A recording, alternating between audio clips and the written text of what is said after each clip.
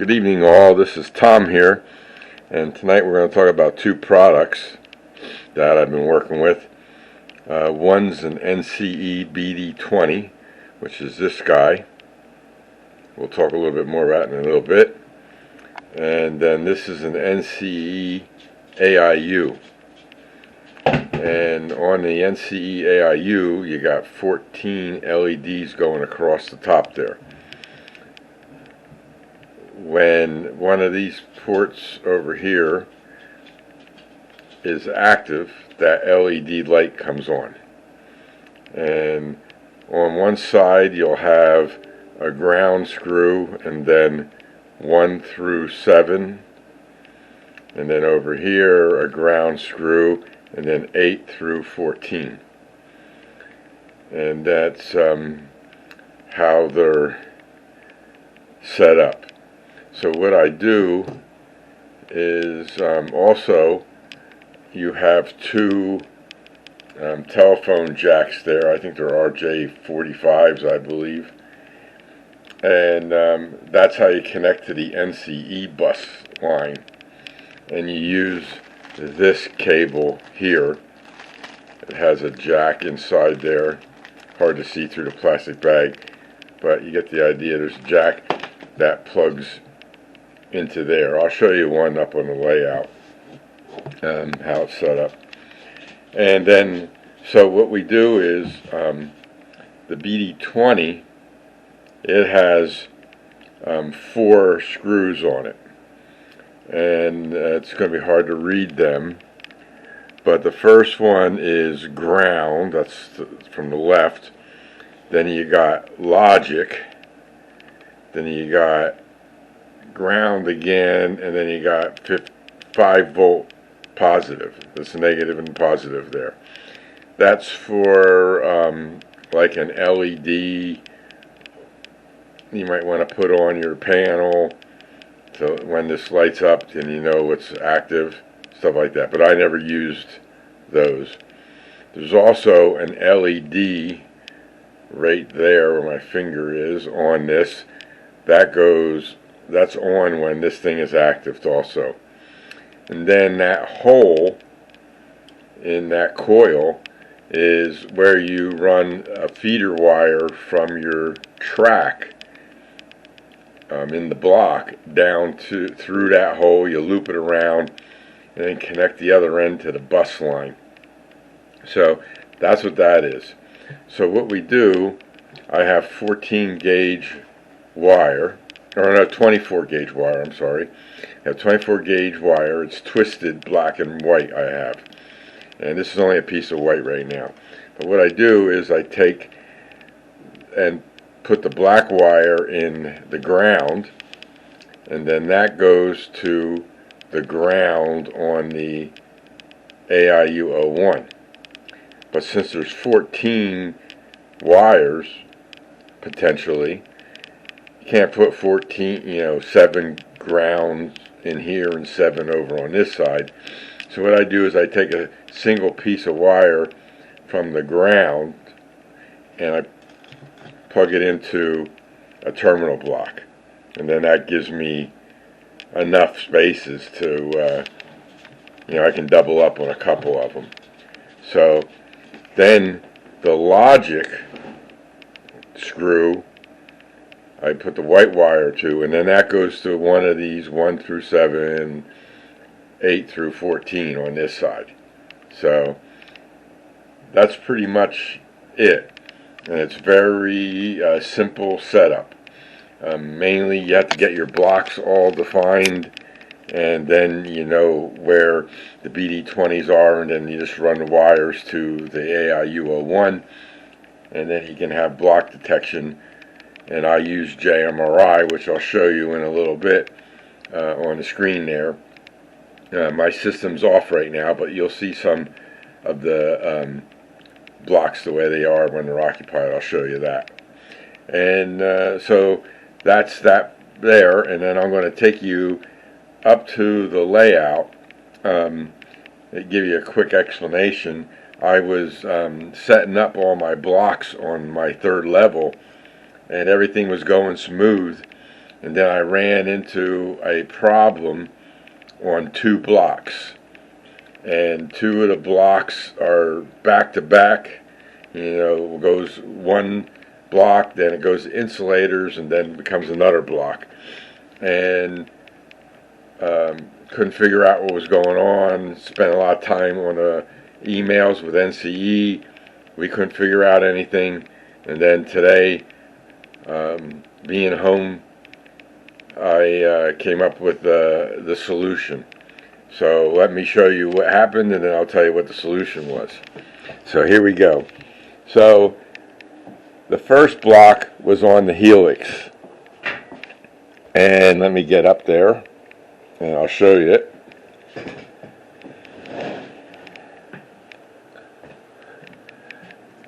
This block right here is block 72. It's that turnout. You can see I have insulator joiners here on these 2 rails and insulator joiners on these 2 rails. So this here is one block and this is another block. And we'll talk about them later. And then this turnout, controlled by this Cobalt IP, and then this small section of track here, and then there's insulator joiners there. So that is one block from these insulators here to these insulators. I just knocked my bridge down. It's okay. These insulators here. That's block 72. And on the other side there, you can't see it, but you can see all the wires there. There's a BD20 hanging there somewhere. Right there it is. It's just dangling there. And I was testing it out and stuff like that. And as soon as I put it on, once I got to this block, as soon as I put it on, the indicator light came on. And there was nothing in the block. That engine there sitting way outside of that block, you know, there's the insulators, and he's not even on it. Okay, so something was on the track and we didn't know what it was, and I'm going crazy trying to figure out what's going on and everything. And the same thing happened, and we're going to go over to this block. I'll show you that up on the 3rd level. Get up there. And this is block 72. As you can see through the tunnel, you can see that cobalt switch, and that's block 71. And it comes all the way around here, around this, behind this engine, and all the way there to that turnout. And there's on the diversion leg, there's insulator joiners. And on both sides of the main line on the turnout, there's insulators, because that is another block, and that's known as block 99. So it goes from 72 to 71 to block 99. And the reason why that's block 99 is because of the signaling that I wanted to put in. I had to make that a separate block. So that's, you know, you have to, when you want to get signaling to work, you have to have the blocks in the right places and everything. So now this one acted the same way. I hooked it up and the LED came on. Couldn't figure it out, you know, tried different things, replaced the BD20s. At first I thought I had a bad BD20. Not a bad BD20. I put the same BD20 on another block and it worked. So then I said, I wonder if it's because of this AR10, which is the auto reverser for that block, because the wires are flipped and I needed it to auto reverse automatically. And that has a feeder there to the AR10 and a feeder there for the other block. and I have a BD20 on that feeder, and there's another BD20 there for the block past it, which is block 69. So it goes block 99 to block 69 on one side, and then block 33 is the main line going around. So I disconnected the AR10, and I still had the problem. So I'm going, okay, now I'm at a loss.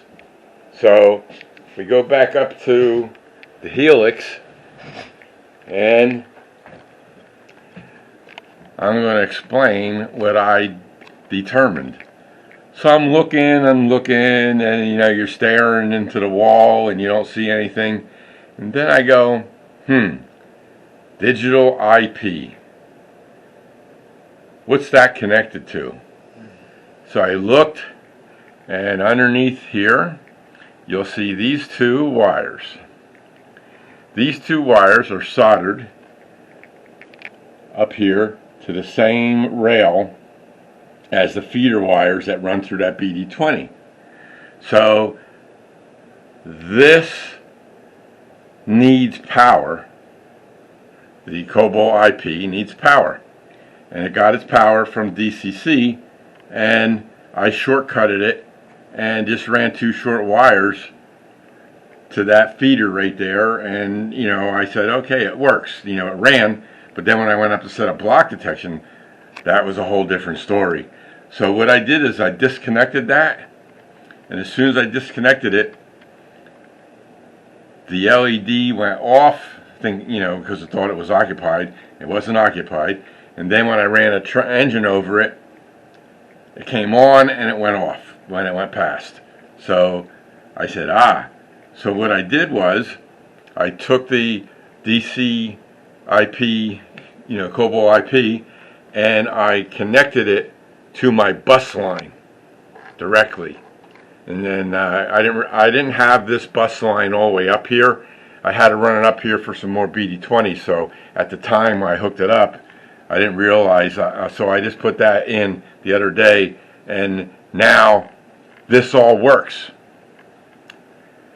up here. This whole section up here all works. And so I got block detection here.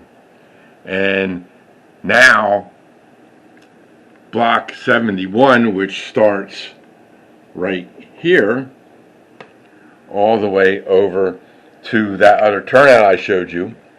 Now we'll go underneath the third level layout, and I'll show you the AIU01, and that's the AIU01. And there's the terminal block with all the black wires in it, and then all the white wires go onto the AIU01. And this will all get cleaned up once I get them all in there. I got to move, you know, just staple them up a little bit. But I still had a problem with that BD20, which is block 71. It's labeled BD20-71 for the block number. And I'm going, okay. Even though I disconnected that AIU01, it still didn't work. So I said, I've seen videos of people installing BD20s and this and that, and one guy made one statement a long time ago, and this stuck in the back of my head, and it popped in again today. When you have more than one feeder on the same, in the same block, those feeders, both of the feeders, or all three of the feeders, or however many feeders you have in that block, have to feed through the BD20. So I said, So I took my 22 gauge wire that I use for my feeders, and that's the last of my roll. I have to get more of that stuff for other things. And I disconnected the black wire from that feeder there off of the AR10, and then I put a jumper there, and there's a jumper there. That's just to extend the wire. It'll be long enough because I can bring that wire all the way back over to here. This wire will be long enough. Probably have to cut some of it off. So then it comes all the way over here, and I get around this light, And then what I did was I looped a second wire into that BD20. So there's two there. It's hard to see, they're right up against each other, but I might be able to move them apart a little bit. There you go. And there you can see two wires. Okay, one there and one there. And then I brought it back down around, going down here, everything around the light, and over here, just dangles there, and then up to the AR10, where that wire originally was plugged in. Now this new wire, which loops through the BD20, back to here, and turned on the system, and voila, everything worked. The light on the AIU01 didn't come on. Once the train ran, it came on. Once the train left, it went off. So it just took a little while to figure it out, and it's because of this, the way this is set up. All the other blocks I put in, boom, came on right away. This one here was a little more complicated. So on JMRI, we can see my screen. I'll point out a few things. Like here is a yard. This is a siding right here, and it's occupied. And if we look at that, that's this siding right here, and there's two cars there. Both of those cars have resistors on their wheels. All my rolling stock cars have resistors on their wheels. So wherever they are, they show up. So that's occupied. We go back to JMRI. This is the third level here. This track is occupied. You saw that CSX engine going around the corner there along this exit. This is the exit of the helix. It's the way it's on here doesn't really show the depiction of the way it is up there, but it just gives you a general idea. And and you can see that my helix there's an engine sitting on block 73. I don't know if you can read those numbers, but that's block 73. These little yellow icons or the black icons when they're not active. And when you put those on, they're sensor icons on the panel here. So you hit the sensor icon button, then you drop down a list of what your sensor names are. It's a table, and then you can click on that, and then the track will be active or inactive. And I decided to add the number next to it. It was hard with all those little dots. I didn't know which one was for which. And you see I have them all on the helix, everywhere around. Wherever there's a dot, there's a number next to it. That's a sensor. And then that tells me what block number it is. Just like up there, there's my round table, the double slip, and that yard up there. And then that dotted line one, that's the future subway system. So, and if we go down here, that's the helix all the way up to the top level, 14. So, it's too big on for my screen, and I had to scroll up and down. But I got some of the blocks done. I ran out of wire, and wire is on order from Jamico.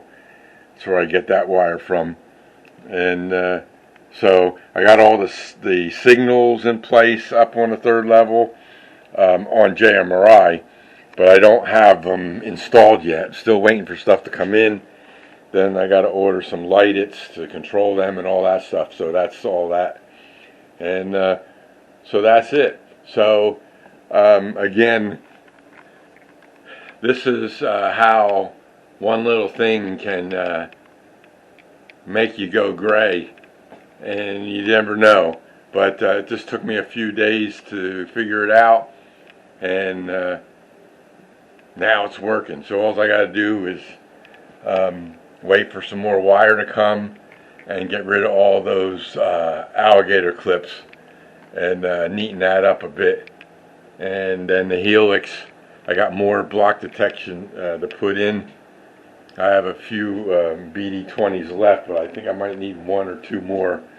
When I ordered them from Yankee Dobbler, I ordered the last 6 that they had. So I needed 8, I think, so I need to get 2 more. But I'll just use what I got and then figure out what I still need. Because I had to add a couple extra blocks onto the helix because of the turnouts to get the signals to work.